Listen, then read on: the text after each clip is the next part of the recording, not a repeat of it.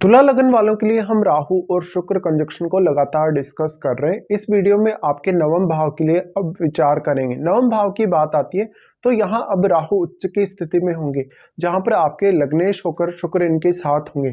तो शुक्र यहाँ पे अब वक्री नहीं होने चाहिए। अगर मान लो शुक्र वक्री होते हैं तो उस केस में जो राहु का प्रभाव है वो पूर्ण रूप से शुक्र पर रहेगा।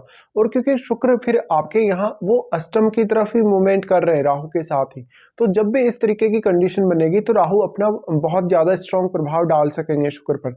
लेकिन मान लो अगर शुक्र वक्री ना हो, सामान्य स्थिति में हो, तो निश्चित तौर पे शुक्र का ट्रांजिट आपके 10th हाउस की तरफ हो रहा है। ऐसे में आपको कैरियर में भी काफी अच्छी मदद मिल सकती है।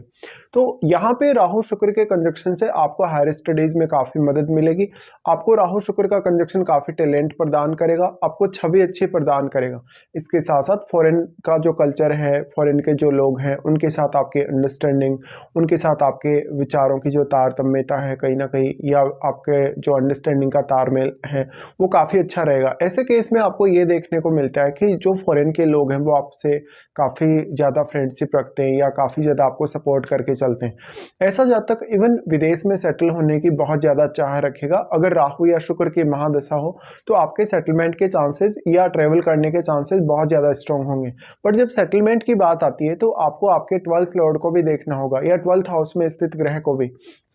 यहाँ पे शुक्र आपके चार्ट में देखे जाए तो अष्टमेश भी हैं, इसलिए मेनली आपका जो पार्टनर होगा, क्योंकि अगर पुरुष का चार्ट हो तो शुक्र उनके लिए उनकी वाइफ के कारक ग्रह हैं। ऐसे में आपका पार्टनर किसी अदर स्टेट का हो सकता है, या जहां आपका जन्म हुआ है कहीं किसी दूसरी बड़ी सिटी का आपका पार्टनर हो सकता है, और वो कहीं ना कहीं फॉरेन कल्चर की तरफ बहुत ज़्यादा आकर्षित हुआ हो सकता है। बट यहाँ इस कंजक्शन के होते हुए मेनली आपको आपके पार्टनर से काफ़ी सावधानी भी रखनी होगी, क्योंकि आपका पार्टनर आपको चीट करने वाला हो सकता है, या तो फिर आपके पार्टनर से जो जो एक्सपेक्टेशंस हैं वो आपकी पूरी नहीं होंगी। अब सबसे ज्यादा इंपॉर्टेंट रोल आ जाता है जब भी आप मैरिज की बात करते हैं तो आपके लिए मंगल का, क्योंकि मंगल आपके चार्ट में सप्तमेश है और सप्तम भाव में बैठे हुए ग्रह पर भी अवश्य विचार करिएगा। तो यहाँ पे मान लो अब मंगल आपके चार्ट में बहुत ही अच्छी स्थिति में बैठे हैं, या फिर आपके सप्तम भाव में भी अगर कोई शुभ ग्रह बैठा है तो आपकी मैरिज को लेकर जो स्थिति होगी थोड़ी बैलेंस में होगी। बट राहु शुक्र का कंजक्शन है तो हमेशा एक मैरिज को लेके, रिलेशनशिप को लेके थोड़ा रिस्क बना रहता है। यहाँ पे अब आप देखिएगा कि राहु या शुक्र के साथ कोई अन्य प्लैनेट स्थित है या नहीं। देखिए जो भी प्लैनेट होगा उसका संबंध सबसे पहले आपको बुध के साथ भी देखना होगा और राहु और शुक्र के साथ भी।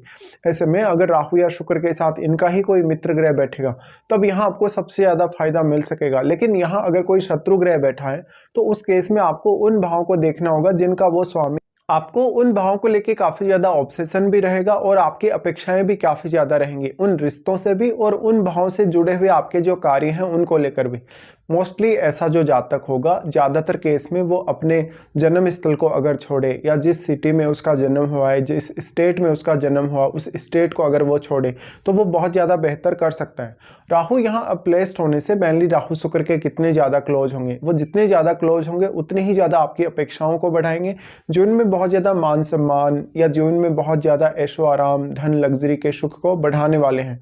ऐसे केस में अगर आपका सप्तमेश बहुत अच्छी स्थिति में है, सप्तम में भी कोई बहुत सपोर्टिव प्लैनेट अगर बैठा है, तो निश्चित तौर पे आपका जो मैरिड लाइफ है वो काफी बेहतर हो सकता है। बट यहाँ हमेशा क्योंकि राहु है तो राहु होने से राहु एक छाया ग्रह है और इल्यूजन काफी ज्यादा पैदा करेगा आपके रिश्ते में। राहु का दृष्टि सबसे पहले आपके लगन पर होगा अगर दृष्टियों के हिसाब से विचार किया जाए। ऐसे में राहु को जो तुला राशि है, आपके लगन का जो साइन, वो काफी पसंद है। ऐसे में अगर यहाँ पे शुक्र भी मान लो आपके चार्ट में वक्री नहीं हो, उसके इसमें राहु के रिजल्ट काफी बेहतर हो सकते हैं जब उनकी लगन पर दृष्टि पड़ रही। और लगन में कोई ऐसा प्लेनेट बैठा है जो राहु को बहुत प्रिय है तो आपके छवि के लिए, आपकी पर्सनैलिटी के लिए ऐसा राहु और भी ज्यादा अच्छा रहेगा। राहु यहाँ आपको जो नेचुरल टैलेंट है वो बढ़ाएगा, साथ साथ में आपको बहुत सारी अच्छी क्षमताएं प्रदान करेगा जिनका प्रयोग आप अपनी लाइफ में कोई भी चीज अचीव करने के लिए कर सकते हैं। बट मोस्टली इस बात की संभावना होगी कि कहीं ना कहीं आपकी एक्सपेक्टेशंस बहुत ज्यादा अव्यवहारिक होंगी, इवन अपने पार्टनर से भी और लाइफ में प्रोग्रेस करने को लेकर भी। तो कभी कभी आपको ये देखने को मिलता है कि आपकी जो प्रोग्रेस है वो काफी अच्छी है, लेकिन इसके बावजूद भी आप सेटिस्फाई नहीं है लाइफ में। तो इस वजह से बहुत ज़्यादा ऑब्सेशन में आके, बहुत ज़्यादा इल्यूजन में आके कुछ आप गलतियां करते हैं। राहु का प्रभाव आपके लगन में होने से लगन पर जो बैठा हुआ ग्रह है, यानी प्रथम भाव में जो बैठा हुआ ग्रह है, वो भी यहाँ प्रभावित होगा। साथ साथ में जो ग्रह है वो किस भाव का आपके चार्ट में स्वामी है, उन भावों को देखिए और उन भावों को वो किस तरीके से यहाँ प्रभावित कर पा रहे हैं, उन भावों को क्या दृष्टि डाल पा रहा है या किसी भी तरीके से अन्य तरीके से अगर प्रभावित कर रहा हो तो आपको देखना होगा। अगर मान लो इस तरीके से अगर कोई भी प्लैनेट यहीं बैठा है आपके लगन में और अगर वो अपने भावों को प्रभावित कर रहा है, तो कहीं ना कहीं राहु का जो प्रभाव है उन भावों पर भी आपको अवश्य दिखेगा। राहु और शुक्र फिर आपके थर्ड हाउस को प्रभावित कर रहे हैं, जहां पर वो केतु को प्रभावित करने की कोशिश कर रहे हैं। यहाँ पे देखिए केतु के साथ एक खास बात जुड़ी है कि केतु जिस भी हाउस में बैठते हैं उस हाउस की एनर्जी को एब्जॉर्ब करते हैं, तो यहाँ भी ये चीज लागू होगी। और यहाँ जो राहु और शुक्र का जितना भी एनर्जी आपके थर्ड हाउस के साथ एक्सचेंज, सारा का सारा एनर्जी ये एब्जॉर्ब कर रहा है केतु। और केतु के साथ बैठे हुए प्लेनेट के साथ भी ऐसा ही होगा कि जो भी प्लेनेट आपके केतु के साथ बैठा है वो प्लेनेट कहीं ना कहीं बहुत ज़्यादा कमज़ोर होगा, क्योंकि उसकी क्वालिटीज़ काफ़ी डिक्रीज हो रही हैं, उसका कारकत्व काफ़ी डिक्रीज हो रहा है। इसलिए वो जो प्लेनेट है किस भाव का आपके चार्ट में स्वामी है, उस भाव को लेकर आपको काफ़ी कन्फ्यूजन रहेगा।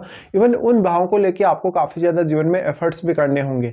तो अब केतु के साथ बैठे हुए प्लेनेट को देखिए। अगर केतु के साथ बैठा हुआ प्लेनेट एक बहुत ही फायरी प्लेनेट है, एक बहुत ही एग्रेसिव प्लेनेट है, तो आपको आपके रिश्तों को लेकर बहुत ज्यादा दिक्कतें होंगी। राहु शुक्र का जो दृष्टि जितना भी पड़ रहा है यहाँ थर्ड हाउस पे, जितना भी प्रभाव यानी या जितना भी एनर्जी का एक्सचेंज हो रहा है, वो सारा का सारा एनर्जी केतु अब्जॉर्ब कर रहे हैं। हालांकि राहु का प्रभाव केतु पर काफी कम ही पड़ेगा शुक्र की तुलना में, क्योंकि राहु और केतु के बीच में 180 डिग्री का एंगल है।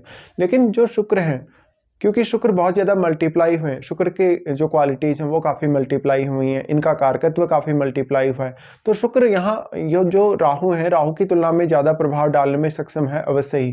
बट केतु की जो प्रवृत्ति है एब्जॉर्ब करने की, उस वजह से यहाँ ना तो राहु का उतना अधिक प्रभाव आपको नजर आएगा, ना ही शुक्र का।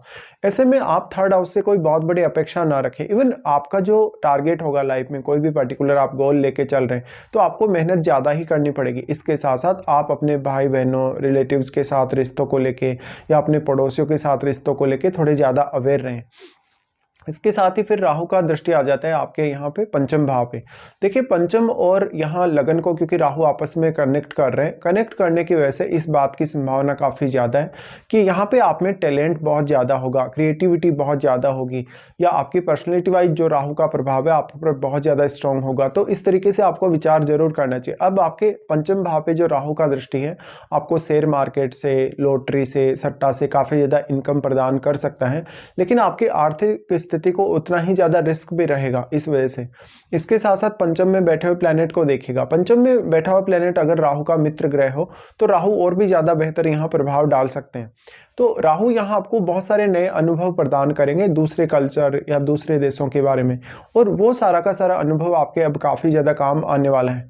ऐसे में देखिए आप काफ़ी ज़्यादा ऑब्सेशन रखने वाले होंगे किसी भी पर्टिकुलर जो भी आपका गोल है लाइफ में उसको लेके। लेकिन मान लो पंचम भाव में कोई ऐसा प्लैनेट बैठा है जो आपकी क्रिएटिविटी को बढ़ाता हो, आपके टैलेंट को बढ़ाता हो, तो उस केस में आप और भी ज़्यादा ऑब्सेस्ड रहेंगे शुक्र से रिलेटेड चीज़ों को पाने को लेकर। ऐसे केस में ये देखा जाता है कि जातक को घूमने फिरने का काफ़ी ज़्यादा शौक होता है, जातक बहुत ही ज़्यादा क्रिएटिव या बहुत ही ज़्यादा टैलेंटेड होता है, और उसका टैलेंट उम्र बढ़ने के साथ साथ काफ़ी ज़्यादा बढ़ता जाता है और जातक काफ़ी मैच्योर होता जाता है। इस तरीके से देखा जाए तो राहु आपको कोई ना कोई लव अफेयर भी दे सकता है। अगर पुरुष का चार्ट हो तो उस केस में आपका लव अफेयर होने की संभावना ज़्यादा होगी। स्त्री का चार्ट होगा तो स्त्री की क्रिएटिविटी ज़्यादा होने की संभावना होगी, और अगर स्त्री के चार्ट में ये कंजक्शन नवम में है तो ऐसे स्त्री घूमने फिरने की काफ़ी ज़्यादा इच्छा रखेगी देश विदेश में। साथ साथ में उसको फेम बहुत ज़्यादा मिलेगा क्योंकि शुक्र स्वयं स्त्री को ही रिप्रेजेंट कर रहे हैं। लेकिन पुरुष के केस में यहाँ मैरिज को लेकर सबसे बड़ा रिस्क सामने आ सकता है। तो जब जब भी आपको पुरुष के चार्ट में ये देखने को मिले या जब जब भी ऐसी कंडीशंस हो तो मैरिज को लेके बहुत ज़्यादा अवेयर रहना होगा आपको। और जो आपका पार्टनर है वो आपके साथ बहुत बड़े बड़े वादे कर सकता है, बहुत ज़्यादा वो शुरुआत में आपको लुभा सकता है अपनी तरफ। ऐसे केस में सब आपको सावधानी रखनी होगी।